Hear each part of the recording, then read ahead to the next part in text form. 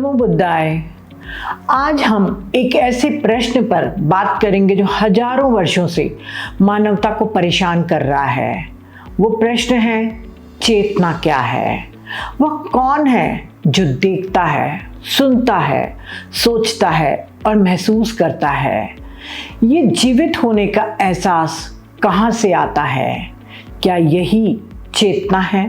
चेतना हमारे अस्तित्व का सबसे गहरा और सबसे जटिल रहस्य है।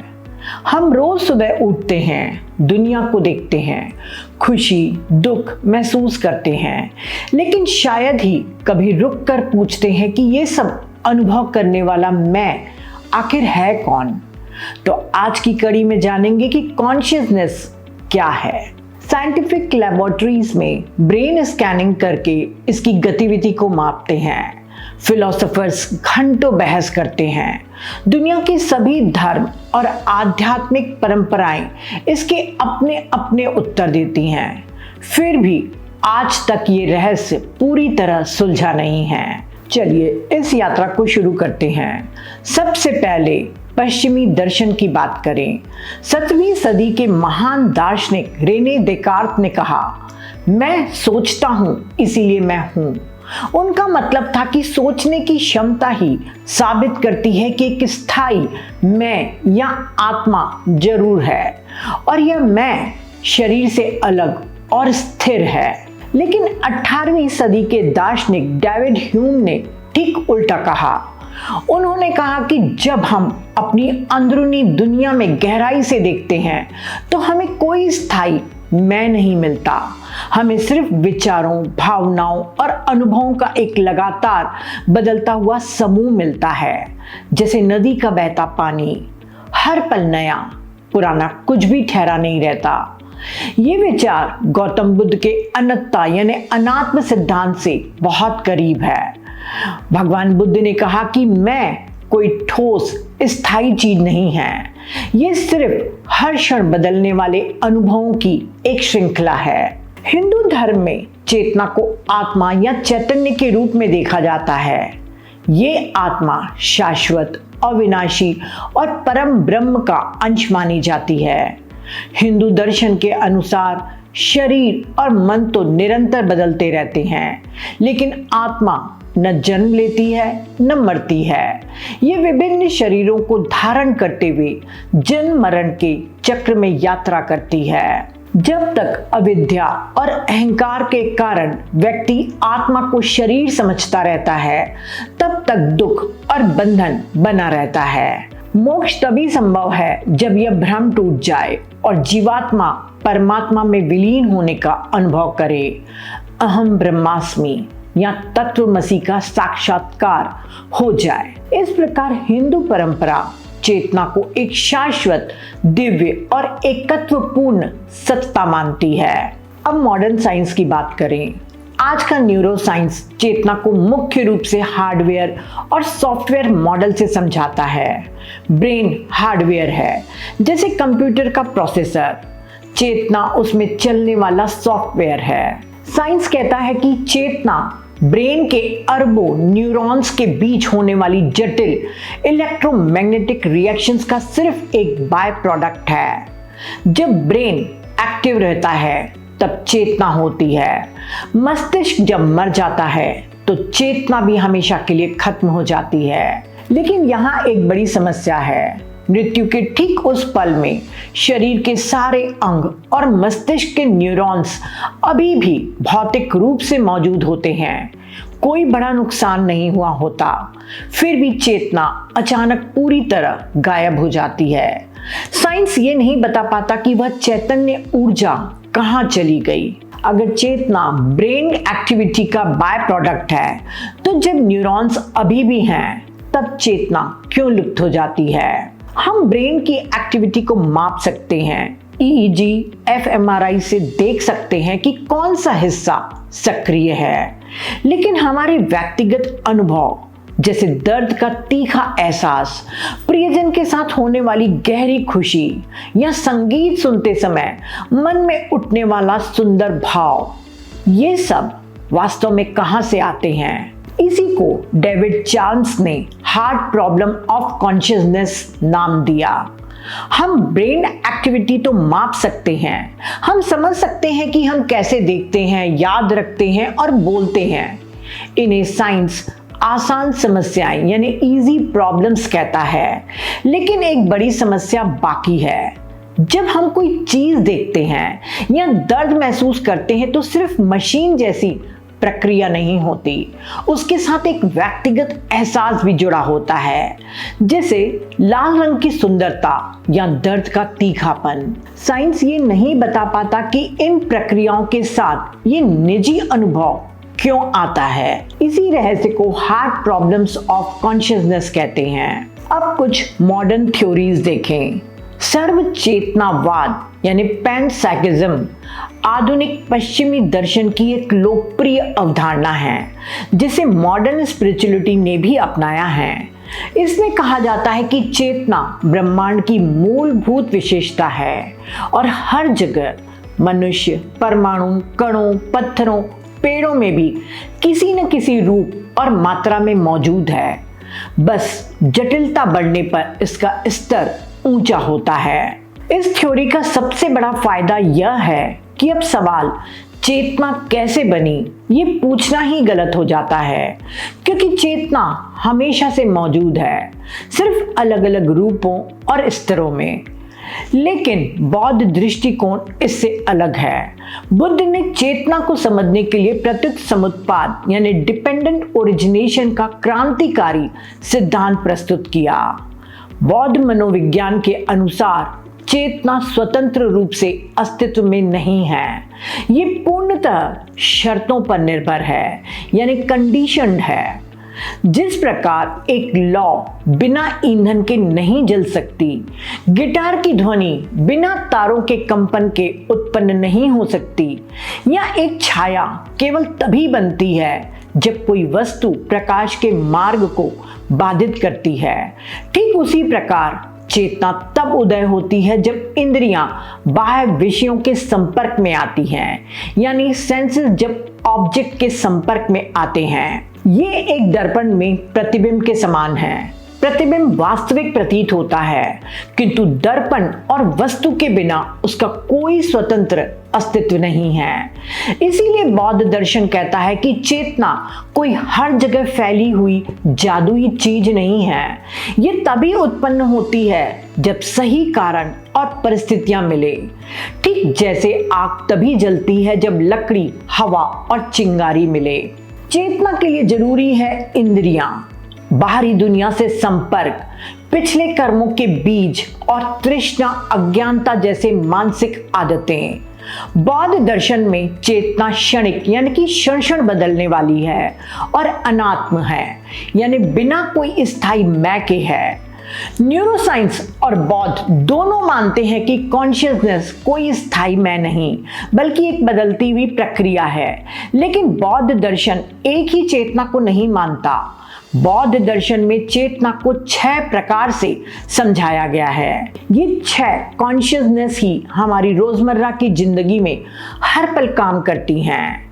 पहला, आई कॉन्शियसनेस, आंख से देखने वाली चेतना। दूसरा, ईयर कॉन्शियसनेस, कान से सुनने वाली चेतना। तीसरा, नोज कॉन्शियसनेस, नाक से सूंघने वाली चेतना। चौथा, टंग कॉन्शियसनेस, जीभ से चखने वाली चेतना। पांचवा, बॉडी कॉन्शियसनेस, शरीर से स्पर्श महसूस करने वाली चेतना। छठवां, माइंड कॉन्शियसनेस, मन से विचार, यादें और भावनाएं जानने वाली चेतना। ये सभी चेतनाएं क्षणिक हैं, हर पल उत्पन्न होती हैं और मिट जाती हैं। इनमें कोई स्थायी मैं नहीं है। एग्जाम्पल के तौर पर, सुबह जब आप खिड़की से सूरज की रोशनी देखते हैं तो यह आंख की चेतना है। फिर चिड़िया की चहचहाट सुनते हैं तो यह कान की चेतना है। किचन से आ रही चाय की खुशबू सूंघते हैं, ये नाक की चेतना है। चाय का पहला घूंट पीते हैं, मीठा स्वाद महसूस होता है, ये जीभ की चेतना है। गरम चाय का कप हाथ में पकड़ते हैं, गर्माहट महसूस होती है, ये शरीर की चेतना है। फिर मन में विचार आता है, आज ऑफिस जाना है, या ये चाय कितनी अच्छी है, ये मन की चेतना है। ये 6 चेतनाएं अलग अलग काम करती हैं, लेकिन हम इन्हें एक मैं के रूप में जोड़ लेते हैं। बुद्ध कहते हैं कि यही जुड़ाव भ्रम है। ये चेतनाएं 5 स्कंदों के साथ मिलकर काम करती हैं। न्यूरोसाइंस बताता है कि डिफॉल्ट मोड नेटवर्क DMN नाम का एक ब्रेन नेटवर्क है जो मैं, मेरा भविष्य, मेरा अतीत जैसी कहानियां बनाता है। जब हम किसी काम में व्यस्त नहीं होते तब ये नेटवर्क बहुत सक्रिय रहता है।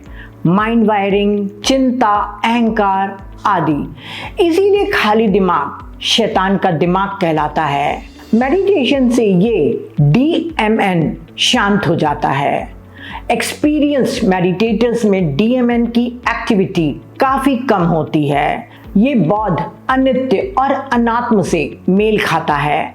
लेकिन बड़ा अंतर यह है कि न्यूरोसाइंस चेतना को पूरी तरह ब्रेन तक सीमित रखता है। बौद्ध दर्शन कर्म और पुनर्जन्म की सूक्ष्म निरंतरता यानी माइंड स्ट्रीम को भी शामिल करता है। बौद्ध दर्शन कहता है कि चेतना केवल भौतिक जटिलता का नतीजा नहीं है। एक रोबोट लाखों सेंसर्स और AI से भरा है, फिर भी वह कॉन्शियस नहीं कहलाता, क्योंकि उसमें तृष्णा, उपादान और कर्म का प्रवाह नहीं है, अर्थात क्रेविंग, क्लिंगिंग और कर्मास नहीं है। इच्छा, लगाव और दुख सुख के बिना सिर्फ इंफॉर्मेशन प्रोसेसिंग चेतना नहीं है।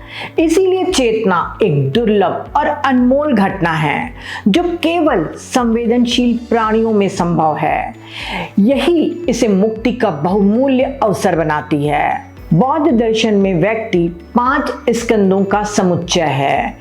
पहला रूप यानी कि शरीर और भौतिक रूप, दूसरा वेदना, सुख दुख या तटस्थ भाव, तीसरा संज्ञा, पहचानना और नाम देना, चौथा संस्कार, मानसिक आदतें, इरादे, लगाव आदि, पांचवा विज्ञान अर्थात चेतना, खुद जो इन सब को जानती है।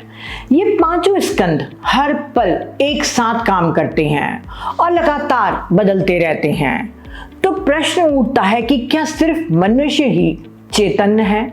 नहीं, पशु भी संवेदनशील प्राणी हैं। पशुओं में भी चेतना और कर्म के बीज होते हैं, क्योंकि वे महसूस करते हैं, जानते हैं और दुख भोगते हैं। वे खुशी, दर्द, डर महसूस करते हैं। माँ बच्चे का लगाव रखते हैं और कर्म बनाते हैं। उनकी चित्त संतति यानी माइंड स्ट्रीम में भी वही बुनियादी 5 स्कंद होते हैं जो मनुष्यों में होते हैं। चाहे पशु हमारे समान बोल नहीं पाते, हमारे समान लिख पढ़ नहीं पाते, पर फिर भी वे जन्म मरण के चक्र के हिस्सा है। उनकी चेतना का प्रवाह पिछले जन्मों के कर्म बीजों से प्रभावित होता है। लेकिन पौधों के बारे में क्या उनमें चेतना होती है? बौद्ध शिक्षाएं यहाँ एक स्पष्ट रेखा खींचते हैं। पौधे बढ़ते हैं, सूर्य के प्रकाश पर प्रतिक्रिया करते हैं, क्षति होने पर केमिकल रिएक्शंस देते हैं, लेकिन उनमें 6 इंद्रियां नहीं होती जो चेतना के उदय होने के लिए आवश्यक हैं। क्योंकि साइंस दिखाता है कि पौधे स्टिमुलाई यानी उद्दीपनों पर प्रतिक्रिया करते हैं, प्रकाश की ओर झुकते हैं या कटने पर केमिकल्स का उत्सर्जन करते हैं, लेकिन यह अवेयरनेस या सचेत अनुभव के समान नहीं है। पौधे जीवित तो हैं, लेकिन वे कॉन्शियस नहीं हैं। उनमें जीवन की जैविक प्रक्रियाएं चलती हैं, पर 6 इंद्रियों और व्यक्तिगत जागरूकता की कमी के कारण उनमें सुख दुख का अनुभव या चेतना नहीं होती। अब सबसे बड़ा सवाल उठता है कि क्या ब्रह्मांड स्वयं सचेत है?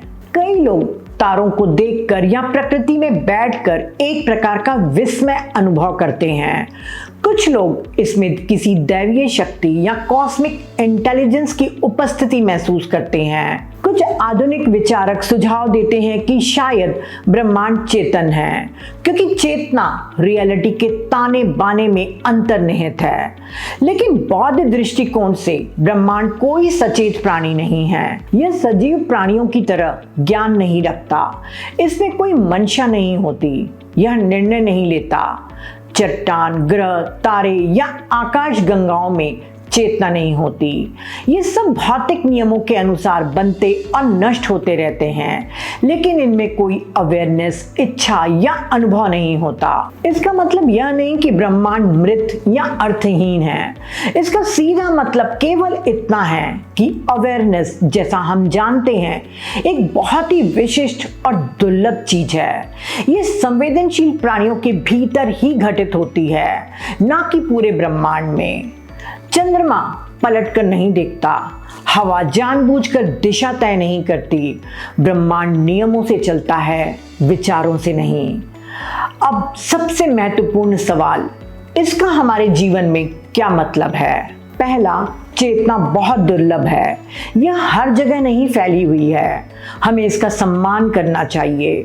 दूसरा, सभी संवेदनशील प्राणियों के प्रति करुणा रखना चाहिए, क्योंकि हर जानवर भी हमारी तरह दर्द और सुख महसूस करता है। साथ ही प्रकृति के हर पौधे और वृक्ष की रक्षा और देखभाल करनी चाहिए, क्योंकि वे समस्त जीवन के लिए अत्यंत महत्वपूर्ण हैं और पर्यावरण का आधार हैं। तीसरा, अपने मन को जागरूकता से देखना। जो हम अभी देख रहे हैं, सुन रहे हैं, सोच रहे हैं, ये सब स्थायी मैं नहीं है, ये सिर्फ एक प्रवाह है। जब हम विपश्यना से इसे साफ साफ देखते हैं कि हर अनुभव आता है और चला जाता है और इसमें कोई ठोस मैं नहीं है, तो हमारी आसक्ति ढीली पड़ने लगती है। यहीं से दुख से मुक्ति का रास्ता खुलता है। बुद्ध का संदेश बहुत सीधा और व्यवहारिक है। जवाब किताबों, थ्योरी या दार्शनिक बहस में नहीं है, जवाब इसी पल के सीधे अनुभव में है। इस सांस को, इस विचार को, इस एहसास को जैसा है वैसा देखने में, बिना जजमेंट, बिना चिपके।